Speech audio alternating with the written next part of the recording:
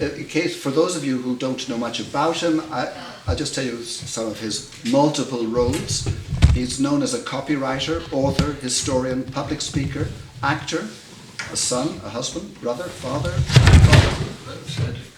He's a friend, he's a Jew, he's a Zionist, and second-generation Holocaust survivor. And we have a long, he now runs the Jewish Historical Society of Ireland, and in that capacity, he and his colleagues, they prepare lectures on very, very interesting subjects, and we have been honoured to be able to host many of his talks and lectures in this museum, and this talk today is just the latest in that series. And it turns out, of course, in many of these, Yanky is very prolific in producing books. We have some of his books downstairs which can be looked at or can be purchased on the way out, and I think Yanky has even brought perhaps his latest publication with him, and he'll probably tell us something about it after his talk. Thank you all for coming. A word of apology. Some of you may have noticed that our society has not been terribly active for the last 7-8 months. It's due entirely to the fact that I have not been in the best of health, and so while I was indisposed, we didn't have any meetings. Hopefully that will now be rectified. So, without further ado, today's talk, as you probably know, otherwise you wouldn't be here, is called The British Plot to Steal the Negev Desert from Newly Independent Israel. Now, when we hear phrases like British Labour Party and pathological anti-Semitism, we naturally think of Jeremy Corbyn and his Marxist colleagues. In central London, an audience of 1,500 quietly seething Jews indignant at the Labour Party, accompanied by Labour MPs who shared their frustrations, gathers to hear a keynote speech from the President of the Board of Deputies. But this is not today, ladies and gentlemen. This is exactly 73 years ago, July 1946. And then, the Jews were not protesting against naked anti-Semitism, but against the Labour government's attempt to abort the birth of the Jewish state and its stifling restrictions on Holocaust refugees immigrating to mandatory Palestine. This is the same Labour government that approved the entry of over 200,000 Eastern European workers, Poles, Latvians, Lithuanians, Estonians, and Ukrainians into Britain to remedy a shortage of labour. And these East European immigrants included thousands of former members of the Waffen-SS. As some of you know, I have researched several Gentiles who helped the Jewish quest for statehood. Lieutenant Colonel John Henry Patterson, described by Israel's Prime Minister Bibi Netanyahu, who incidentally yesterday, I believe, became the longest-serving Israeli Prime Minister in Israel's short history. Netanyahu described Patterson as the godfather of the Israeli army. Patterson was an Irish Protestant commander of the Zion Mule Corps, 1915, and the Jewish Legion in 1917 and 1918. Armenian diplomat James A. Malcolm was authorized by the British Cabinet in 1917 to negotiate with Chaim Weizmann, who later became the first president of the State of Israel, leading directly to the Balfour Declaration. Another gentleman was Ord Wingate, the eccentric British intelligence officer who created the special night squads in pre-World War II Palestine and who taught a generation of future Israeli military leaders. Two Christian clerics also played an important role. When Britain handed its Palestine mandate back to the United Nations in February 1947, the world body established UNSCOP, United Nations Special Committee on Palestine. UNSCOP was tasked with recommending to the General Assembly whether to partition Palestine into an Arab state and a Jewish state. The Reverend William Hull, who moved to Jerusalem from Winnipeg, Canada, influenced the Canadian delegate to UNSCOP, Supreme Court Justice Ivan Rand, who would swing a majority of the committee to recommend partition. And the other cleric was the American Reverend John Growell. His first-hand report of what really happened aboard the Exodus, the refugee ship Exodus, persuaded UNSCOP members to conduct a fact-finding mission among Holocaust survivors in Europe's displaced persons camps. Bless you. And today I want to introduce another American Gentile, James G. MacDonald, who between 1919 and 1933 was chairman of the Foreign Policy Association. MacDonald recorded his discussions with two top Nazi officials in Germany in 1933. I quote, "I looked forward to an informative analysis of the Nazi economic program. Instead, after we discussed it for 10 or 15 minutes, they both drifted back to the subject of the Jews, which seems to be an obsession with so many of the Nazis. The casual expression used by both men in speaking of the Jews was such as to make one cringe, because one would not speak so of even a most degenerate people. When I indicated my disbelief in their racial theories, they said what other Nazis had said, but surely you, a perfect type of Aryan, could not be unsympathetic to our views." Later in 1933, MacDonald was appointed to chair the High Commission for Refugees, Jewish and others, coming from Germany, which was affiliated to the League of Nations. High Commissioner MacDonald sought out numerous avenues of support appealing to the US government and to the Vatican, but ultimately he found himself isolated. Promises of financial aid, including $10,000 donation from the US Congress, promised by President Roosevelt, did not materialize. It was during his tenure as High Commissioner that MacDonald became a Zionist, thanks to his close ties with Chaim Weizmann, who I mentioned earlier, later to become President of the State of Israel. MacDonald met frequently with the Central British Fund for German Jewry to discuss emigration proposals for German Jews. MacDonald even met Hitler and was appalled to hear him say, "I will do the thing that the rest of the world would like to do. It doesn't know how to get rid of the Jews. I will show them." When MacDonald reported Hitler's remarks to the newly elected President Franklin Roosevelt, he studiously ignored them. With tens of thousands of Jews seeking refuge in other countries, MacDonald toured the world to find countries that would provide a haven for the masses. And frustrated with the lack of support and compassion, MacDonald resigned as High Commissioner in December 1935. He continued to try and get the State Department and President Roosevelt to adopt a more lenient policy and to accept Jewish refugees into the United States. The State Department's visa division was headed by Breckinridge Long, who, with Roosevelt's agreement, slammed the US door shut. Ostensibly, American policy was designed to prevent spies entering the country, but in reality, it was to prevent Jewish refugees arriving in large numbers. Long sent a message to all US consuls in Europe. We can postpone, postpone, and postpone issuing visas for entry of refugees to the States. In October 1940, a year into World War II, MacDonald and other critics met with Roosevelt in an attempt to pry open the door. And when MacDonald criticized Long, Roosevelt admonished him, "Don't pull any sob stuff." Fast forward, we are now in 1945. The election of a new Labour government under Clement Attlee in Britain gave the Jews of Palestine and Britain great hope.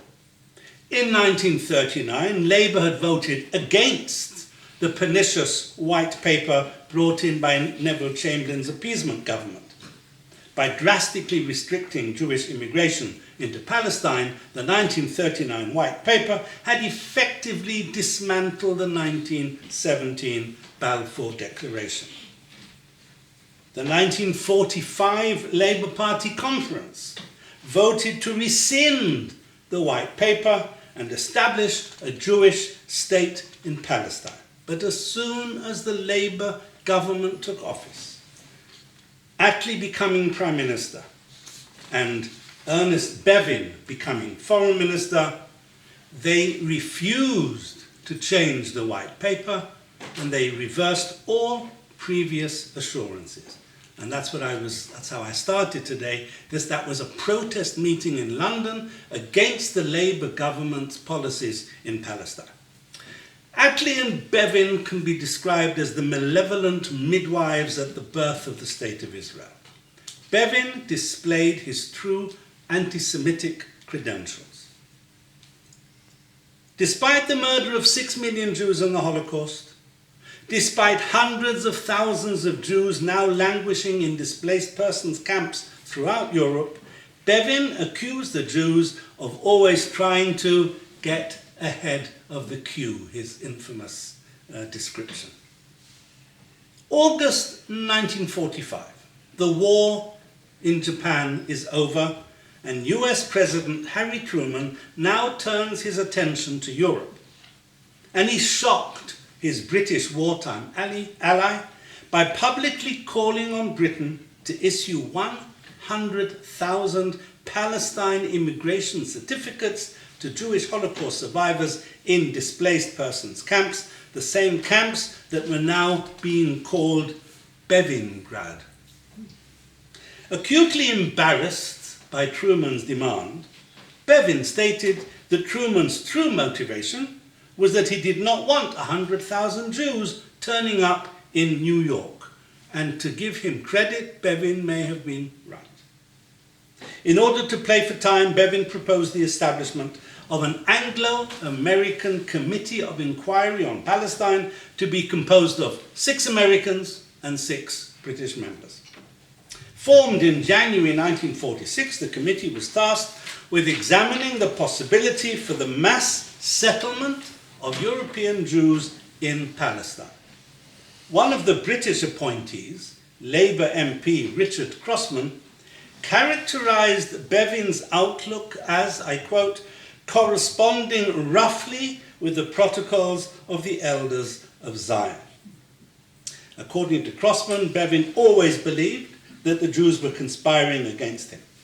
It is worth noting that Crossman, like MacDonald, was also very influenced by Chaim Weizmann. When Truman was looking for an American appointee or American appointees to the committee, he was struck by MacDonald's compassion for Jewish refugees during the 1930s. MacDonald was determined that the Anglo-American Committee would alleviate the plight of the Jewish refugees in European camps by endorsing Truman's proposal for the immediate admission of 100,000 Jewish refugees. Because Bevin had made a commitment that if the Anglo-American Committee report was unanimous, he would implement the findings, MacDonald fought hard to ensure that any recommendations the committee might adopt must reflect the unanimous agreement of the 6 British members and the 6 American members. When the committee went to Vienna and interviewed Jewish Holocaust survivors, 98% of them stated that their preferred destination was Palestine. The committee's unanimous 10 recommendations indeed included a recommendation to urgently admit 100,000 Jewish refugees to Palestine. When the committee's report was published in April 1946, Truman focused exclusively on that one recommendation. He accepted all of them, but this is the one that he pushed again publicly for. True to form, Bevin declared the recommendation unworkable, predicting that it would bring immediate fighting between Arabs and Jews. Going back on his promise to honour any unanimous recommendations, Bevin argued that the admission of 100,000 refugees could only commence after a series of steps to normalise the situation, including the disarming of the Haganah, the underground Jewish army. Again playing for time, the British government proposed setting up a small joint committee that would meet in London to iron out the procedures. Believing that this joint subcommittee would expedite the issuance of 100,000 certificates, Truman sent State Department Henry Grady to London to meet with Herbert Morrison, the British representative. And the plan that Grady and Morrison came up with proposed 2 semi-autonomous cantons, one Jewish, one Arab, under a central trusteeship government run naturally by the British. The idea was that once both Jews and Arabs agreed to this proposal, the refugees could begin to arrive. The authors of this proposal, one is tempted to say the plotters, knew full well that the entire plan was a pipe dream unacceptable to both Arabs and Jews. In other words, they knew that their proposal spelt the death of Truman's demand for the 100,000 certificates. But because Truman himself still clung to the hope that the Grady-Morrison plan could eventually lead to 100,000 certificates being issued, he was still inclined to accept the plan. MacDonald now swung into action.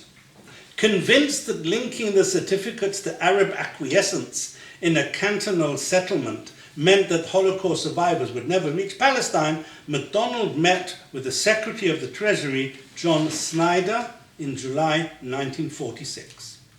Snyder arranged for MacDonald, together with New York Senators Robert F. Wagner and James M. Meade, to meet with Truman in person 2 days later. At the meeting, MacDonald accused Grady of selling a bill of goods in London that would so adversely affect the president's name that, I quote, he will go down as anathema. MacDonald's vigorous intervention did the trick. Truman ordered Grady back to Washington.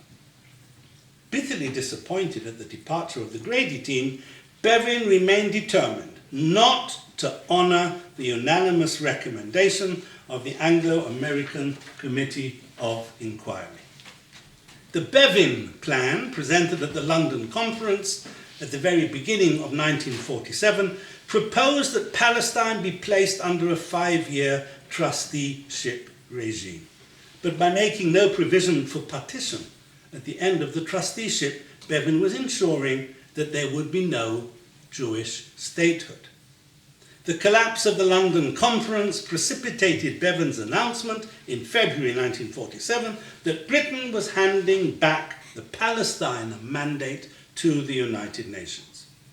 We are now over 20 months after the Holocaust, and Britain's Labour government is still denying survivors of the Holocaust the right to enter Palestine. Earlier I mentioned UNSCOP, the United Nations Special Committee on Palestine. The Canadian delegate, as I mentioned earlier, Judge Ivan Rand, ensured that UNSCOP recommended partition to the General Assembly, which on the 29th of November 1947 in Flushing Meadow in New York, voted by a 2/3 majority to recommend partition and to create both an Arab state and a Jewish state. And as we know, the Arabs rejected the resolution and the Jews accepted it. 6 months later, 14th of May 1948, the State of Israel was established. 11 minutes after Ben-Gurion's announcement of independence, President Harry Truman recognized the Jewish state. And this was no spur-of-the-moment decision. Back in December 1942, before he became vice president, then Senator Truman had been one of the signatories of a 2-page newspaper advertisement. Incidentally, newspaper advertisements always play a big part in this sort of scenario. It's exactly what's been happening now in London with a couple of large newspaper advertisements signed by 60 Labour lords against Jeremy Corbyn just this week. And Truman was one of the signatories of a 2-page newspaper advertisement headlined, "Proclamation on the Moral Rights of the Stateless and Palestinian Jews," which was spearheaded by Hillel Cook, also known as Peter Bergson, who together with Ben-Zion Netanyahu, father of Bibi, ran the revisionist Zionists in the United States. The signatories pledged that we shall no longer witness with pity alone the calculated extermination of the ancient Jewish people by the barbarous Nazis. By instantly recognizing the state of Israel, Truman was defying the firm advice of Secretary of State George Marshall and the State Department. By this time, Truman had been dealing with the State Department for 3 years, and he was determined to bypass what he termed the striped pants boys. He decided to appoint his own personal representative in Israel, someone who would keep the White House directly informed of developments. Impressed with McDonnell's forthrightness in guiding him away from the debacle over the Morrison-Grady plan, Truman turned again to James McDonnell. Naturally, the State Department objected, insisting that the US had only recognized Israel de facto, not de jure. It was wrong, they claimed, to appoint a diplomatic representative while armistice agreements were still being negotiated. It was wrong to choose McDonnell, who had never hidden his disdain for the State Department officials whom he described as technicians.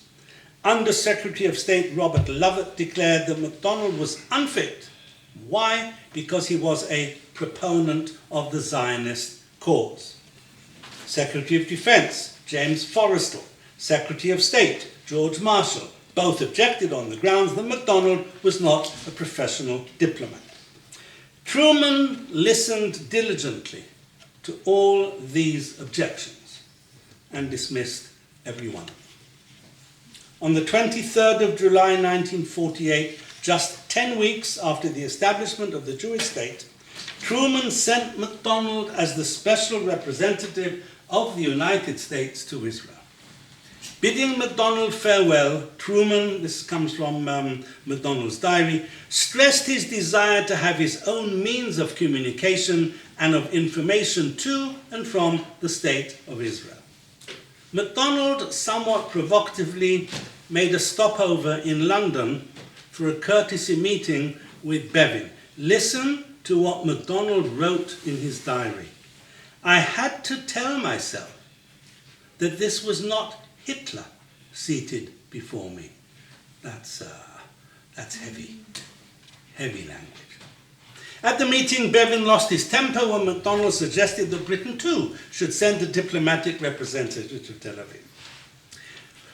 When McDonnell met Bevin, he would have read press reports that as early as May 1948, that's just 2 weeks after independence, 2 weeks after the British left Palestine, Bevin was already plotting to destabilize the newly independent state of Israel by stealing the Negev.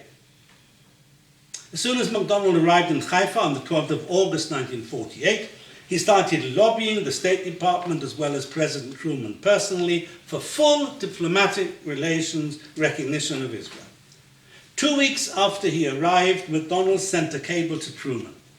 "I have reached the conclusion that the Jewish emphasis on peace and negotiations is sounder than the present US and UN emphasis on truce and demilitarization of Jerusalem and refugees." McDonnell soon found himself in the eye of a diplomatic storm.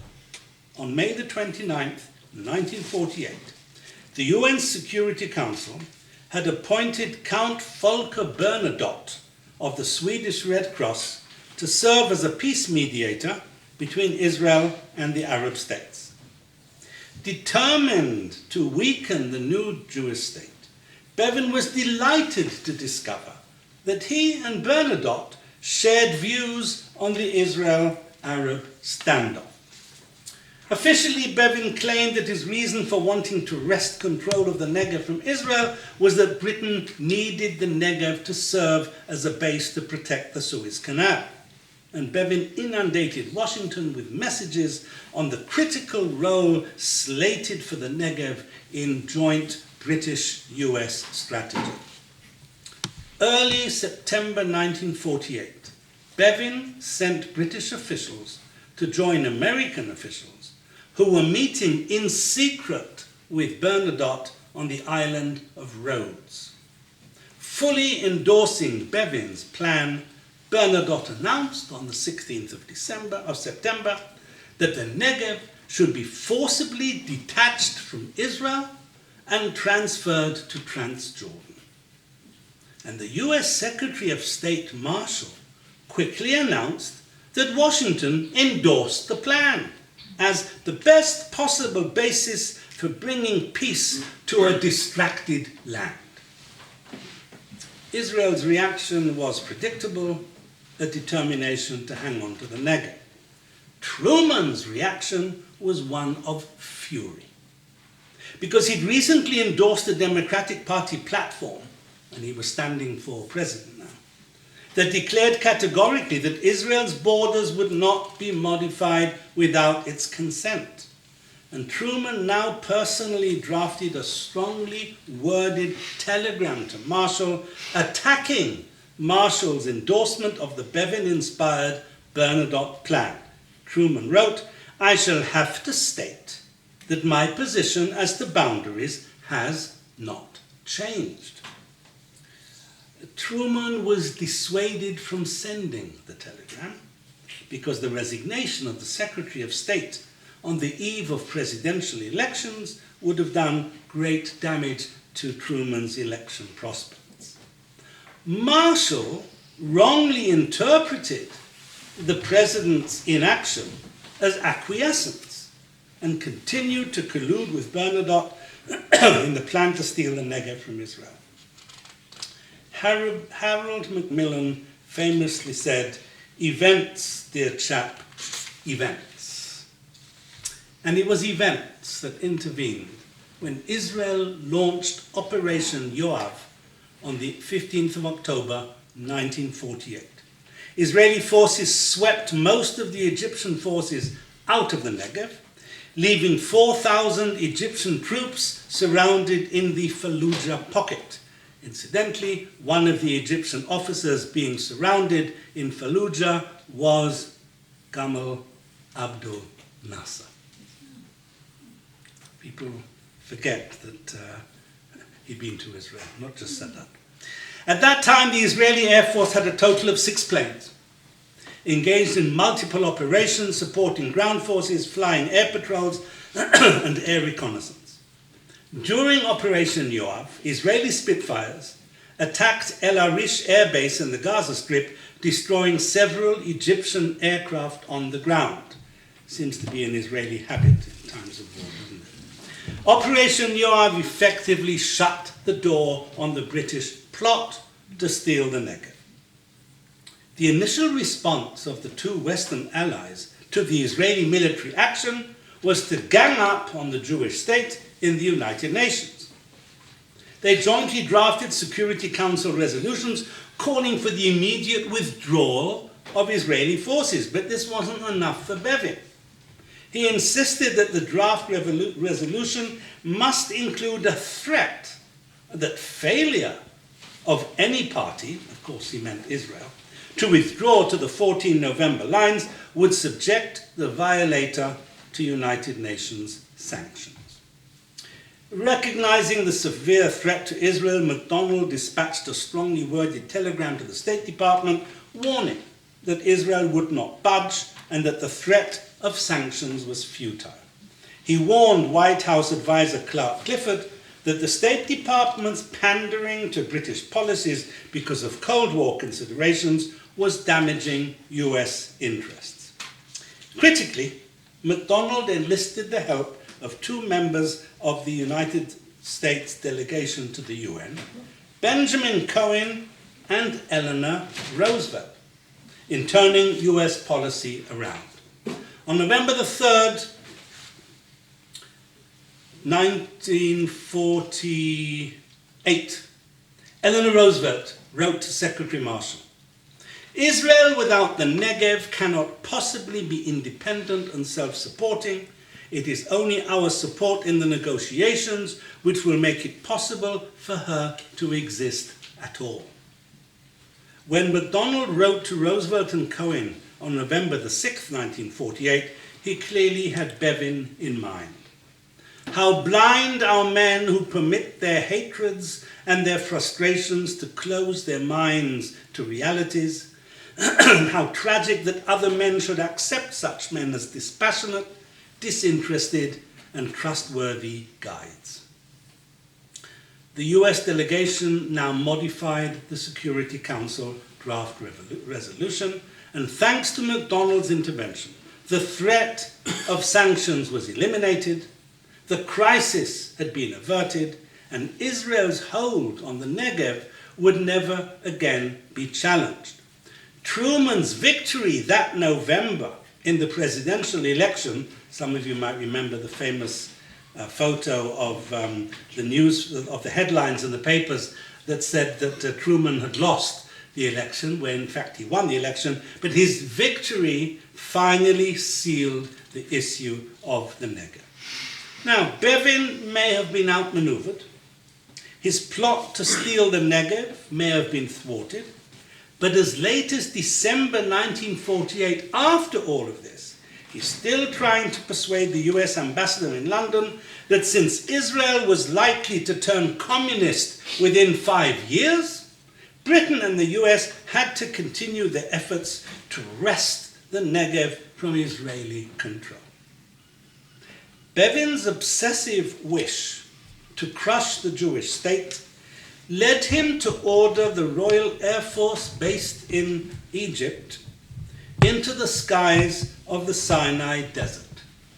It may surprise you to learn that on January the 7th, 1949, the very last day of the Israeli War of Independence, the fledgling Israeli Air Force shot down 5 British Spitfires with no losses. A fact that very few people know about. It's not in history books, but it happens. And I hope to devote a separate talk to this forgotten air battle at a later date. US pressure finally persuaded Britain to back down and to allow Israel to conclude its armistice agreement with Egypt, which it did. As for MacDonald, he spent the rest of his time in Israel strengthening ties between the United States and Israel. He lobbied hard for the State Department to propose Israel's membership of the UN. Some of you might know that Israel joined the United Nations many years before Ireland did. Ireland was not in the good books of Britain and the US. MacDonald was instrumental in securing the Israel-USA Air Treaty, the first formal commercial agreement between the two countries.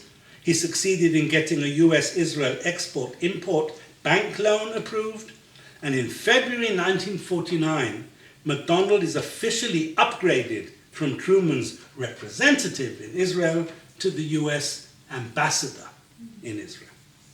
And behind the scenes, Ambassador MacDonald even tried to persuade the State Department to recognize Jerusalem as Israel's capital. And as we know, it took a few more years for that particular thing to happen. The State Department was so adamant that Jerusalem was not Israel's capital that they did not allow MacDonald to attend the opening session of the first Knesset in Jerusalem. However, in July 1950, MacDonald ignored the ban when he held a meeting with Ben-Gurion in Jerusalem to discuss the outbreak of the Korean War. In closing, we must also acknowledge the role of Chaim Weizmann, who I've mentioned a couple of times, the ailing Zionist leader who had been politically sidelined by Ben-Gurion in shaping Truman's attitudes. If Ben Gurion was the military genius who secured Israel's victory in the War of Independence, it was Weizmann's many years of diplomacy and of cultivating Western leaders that helped so much during the Negev crisis. Truman had promised Weizmann that he would recognize the Jewish state without delay, and as we saw, he kept his promise. 1 year to the day after the famous 1947 UN partition resolution, on November the 29th, 1948, President Truman wrote to President Weizmann, "I remember well our conversation about the Negev. I agree fully with your estimate of the importance of that area to Israel, and I deplore any attempt to take it away from Israel. We have announced in the General Assembly our firm intention to oppose any territorial changes in the November 29th resolution which are not acceptable to the state of Israel." In conclusion, we've seen how MacDonald twice played a critical role on behalf of Israel. First, he helped swing the Anglo-American Committee of Inquiry behind the unanimous demand to allow 100,000 Jewish refugees into Palestine. And second, he helped prevent Bevin from stealing the Negev from Israel. MacDonald continued to work on the new state's behalf. He unsuccessfully tried to persuade Pope Pius XII, also known as Hitler's Pope, to grant papal recognition of Israel. And after MacDonald retired as US ambassador to Israel in 1951, he remained a passionate Zionist and was active in selling Israel bonds until his death in 1964.